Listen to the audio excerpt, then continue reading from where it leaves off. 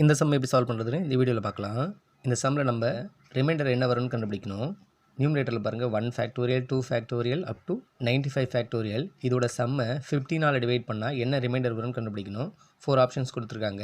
First ஃபேக்டோரியல்னால் என்னென்னு பார்ப்போம். 5 ஃபேக்டோரியலை 5 × 4 × 3 × 2 × 1 எழுதலாம்.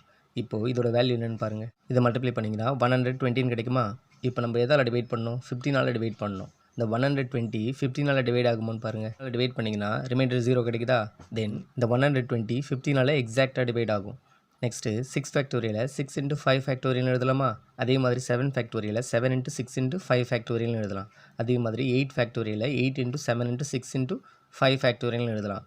அதாவது இங்கே இருக்கிற நம்பரில் எங்கெல்லாம் நம்மளுக்கு மல்டிப்ளிகேஷனில் 5 ஃபேக்டோரியல் வருதோ அந்த நம்பர்லாம் கண்டிப்பாக 15ஆல் டிவைட் ஆகும். இந்த நியூமரேட்டரில் கொடுத்துருக்கிற நம்பர்ஸில் எங்கெல்லாம் நம்மளுக்கு 5 ஃபேக்டோரியல் வராதுன்னு பார்க்கணும். 1 ஃபேக்டோரியல் 2 ஃபேக்டோரியல் 3 ஃபேக்டோரியல் 4 ஃபேக்டோரியல் இது வரைக்கும் நமக்கு பார்த்தீங்கன்னா 5 ஃபேக்டோரியல் வராது. அந்த 1 ஃபேக்டோரியல் டு 4 ஃபேக்டோரியல் இதை மட்டும் ஆட் பண்ணி இந்த சம் 15ஆல் டிவைட் ஆகுதான்னு பார்க்கணும். 1 ஃபேக்டோரியலோட வேல்யூ 1, 2 ஃபேக்டோரியல் 2, 3 ஃபேக்டோரியல் 6, 4 ஃபேக்டோரியல் 24. இதெல்லாம் ஆட் பண்ணுங்கள். ஆட் பண்ணிங்கன்னா 33 கிடைக்குமா. இந்த 33ஐ 15ஆல் டிவைட் பண்ணி என்ன ரிமைண்டர் வருதோ அதுதான் இந்த சம்முக்கான ஆன்சர். 33ஐ 15ஆல் டிவைட் பண்ணிங்கன்னா ரிமைண்டர் 3 கிடைக்குமா.